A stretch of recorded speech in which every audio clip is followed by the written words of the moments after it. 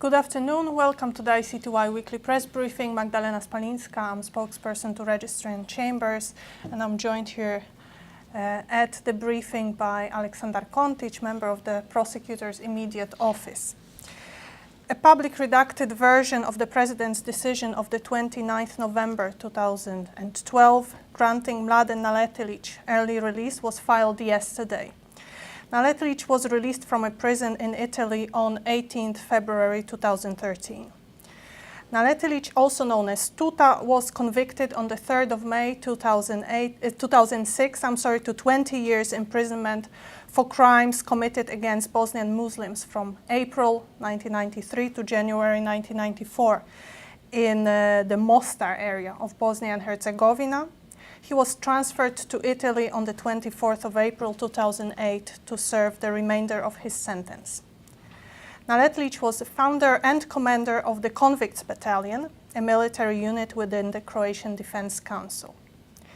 In rendering his decision, the President balanced the high gravity of the crimes for which Naletelic had been convicted with the evidence of some remorse that he had demonstrated towards the victims of his deeds whilst in prison, his good conduct there, as well as his health.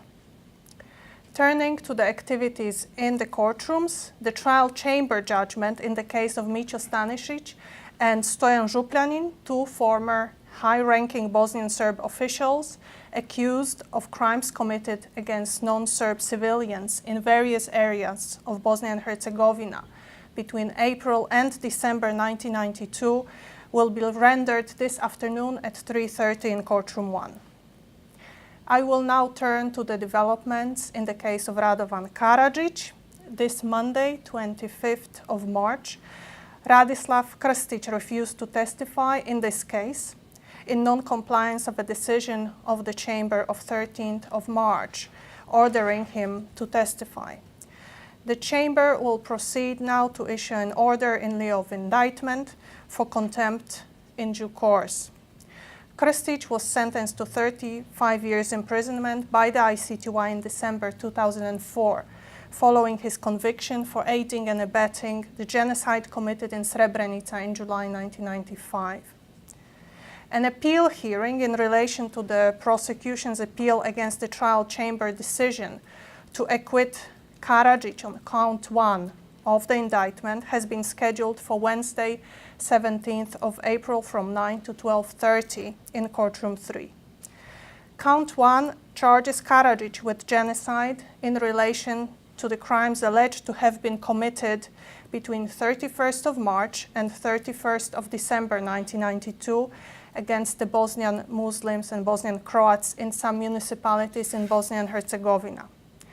The Chamber's oral decision was rendered on 28th of June 2012, pursuant to Rule 98 bis of the Tribunal's Rules of Procedure and Evidence, which provides that at the close of the prosecution case, the trial chamber shall, by oral decision, and after hearing the oral submission of the parties, enter a judgment of acquittal on any count if there is no evidence capable of supporting the conviction.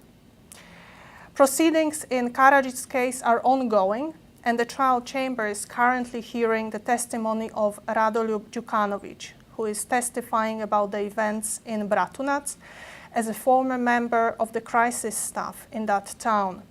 He is the 116th witness to be called by the defense.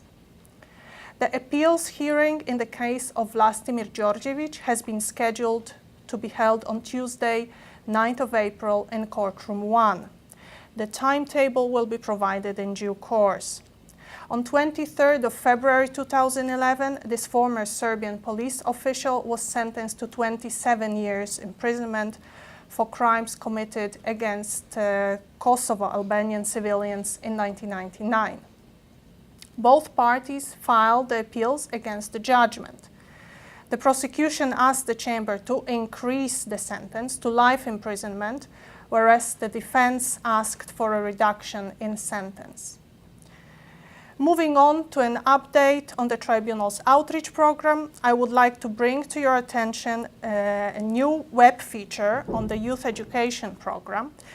that was published yesterday on our website. The feature provides an in-depth account of the outreach program grassroots projects of bringing the work of the tribunal closer to thousands of high school and university students across the former Yugoslavia during 2011 and 2012 school year. The second round of presentations for this school year was launched in February. And finally, the outreach program this week launched its second round of university lectures in Bosnia and Herzegovina, with lectures to students at the Faculty of Criminology at the University of Sarajevo, the American University of Sarajevo, and the Law School of the University in Zenica. The lectures are a part of the outreach program's region-wide youth project, which aims to provide information to students throughout the former Yugoslavia on the work of the tribunal. That closes my part of the briefing. I'll give the floor to Alexander now. No statement from the Office of the Prosecutor. Thank you very much. Any questions from the journalists? If not, I would like to thank you very much and see you next week.